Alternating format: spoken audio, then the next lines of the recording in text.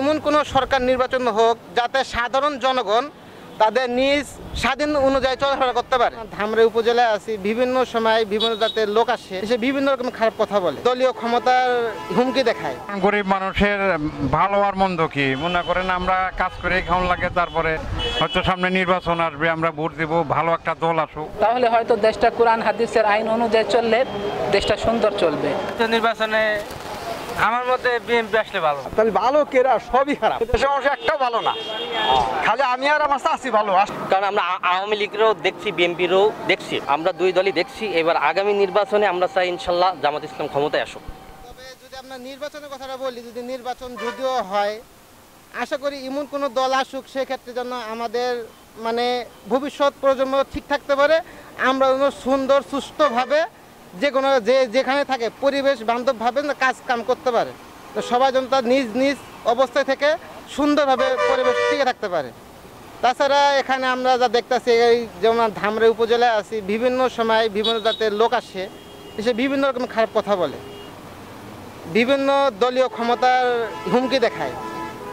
আমরা রাতে এখান থেকে যাই, বিভিন্ন জীবনটা যে এমন একটা অবস্থায় আছে, আমরা ঠিকঠাক মতো কিছু করতে পারি না, স্বাধীনভাবে চলাফেরা করতে পারি না।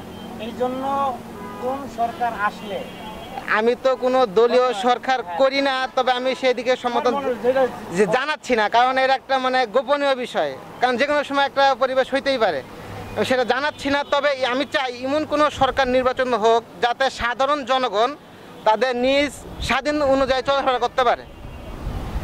আপনি যদি বলেন যে কোন সরকার আসুক, বিভিন্ন বাংলাদেশে তো প্রায় অনেক কটা সরকারি দেখলাম আসতেছে যাইতেছে, এখন কারণ নাম উল্লেখ করা আমি মনে করি না উল্লেখ করা বলা প্রয়োজন মনে হয়, কারণ যে কোনো সময় একটা বিপদ আসতে পারে। আচ্ছা, 17 বছরে ভোট দিতে পারো না, এখন তো সামনে আশা করো যে তোমার ভোটটা তুমি দিতে পারবা।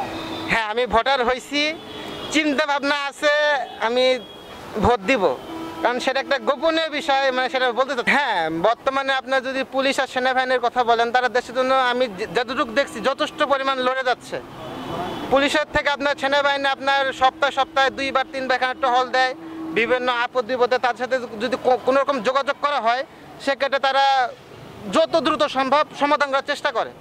আর পুলিশের কথা এখানে না বললে নয়, আর কি বলবো এখানে, তারপরেও তারা দেশের জন্য যথেষ্ট করে যাচ্ছে। 5ই আগস্টের কথা যদি বলা হয়, আমরা তো সেখানে ছিলাম, আমি তো জন্মগতভাবে ঢাকায় থাকি। 5ই আগস্টের আগে পুলিশের থেকে বর্তমানে পুলিশের যেটা আমরা দেখতেছি খুবই পরিবর্তন, তবে আশা করা যায় ভবিষ্যতে আরো ভালো হবে। কারণ গরিব মানুষের ভালো আর মন্দ কি মনে করেন, আমরা কাজ করে খাওয়ান লাগে, তারপরে দেশ যাতে ভালো চলে, দেশের মানুষ যাতে ভালো চলে, আমরা সেই প্রত্যাশাই করি। হয়তো সামনে নির্বাচন আসবে, আমরা ভোট দেব, ভালো একটা দল আসুক, ভালোভাবে দেশ চালাক, আমরা এটাই চাই, বুঝলেন নাই? আমরা সাধারণ মানুষ, মনে করেন বিগত দিনে হয়তো চাঁদা নিছে, বিভিন্ন ধরনের করছেন, এই ধরনের এখনও যাও নেয়। আমরা চাই আমরা ভেজাল মুক্ত থাকি, আমাদের কাছে সরকারি জায়গায় মনে করেন কাজ করে খায়, এদের আবার হয়তো চাঁদা বা ট্যাক্স না হওয়াটাই সবচেয়ে ভালো। এখন কি করবো, আমরা চাই দেশটা একটু ভালো চলুক, যেই আসুক পরবর্তীতে যেন ভালো চলে। কারণ এক সময় আমি বঙ্গবন্ধুরও দেখেছি, শেখ মুজিবুর জিয়াউর রহমানের সাথে আমি হাতও মিলিয়েছি। 1979 সনে আমাদের কোহিনুর স্পিনিং মিল উনি উদ্বোধন করেছে, আমি তার লগে হাত মিলাইছি। ঘটনা হয়েছে কি, সে দল যদি আসুক বা অন্য দল আসুক, আমরা চাই যে দেশ ভালো থাকুক, দেশের মানুষ ভালো থাকুক। ডাক্তার ইউনূস থাকা যে ভালো আমি এটা বলবো না, কারণ উনি তো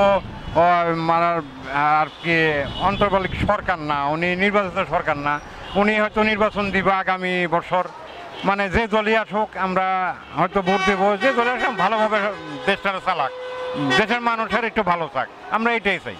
সাধারণ মানুষের চাও আর কি থাকতে পারে, তাহলে হয়তো দেশটা কোরআন হাদিসের আইন অনুযায়ী চললে দেশটা সুন্দর চলবে। বলবো যে বাংলাদেশের অর্থনৈতিক যে মন্দা ছিল, মাথা পিছু যে ঋণ ছিল, আলহামদুলিল্লাহ অনেকটাই ঋণ কাটা উঠছে আমি মনে করি, এবং দেশের যেই সংস্কার করা জরুরি, এই সংস্কারগুলো কমপ্লিট হয়ে গেলে এরপর বাংলাদেশ যখন একটু স্থিতিশীল হবে, তখন আমি মনে করি নির্বাচন দিলে ভালো হয়।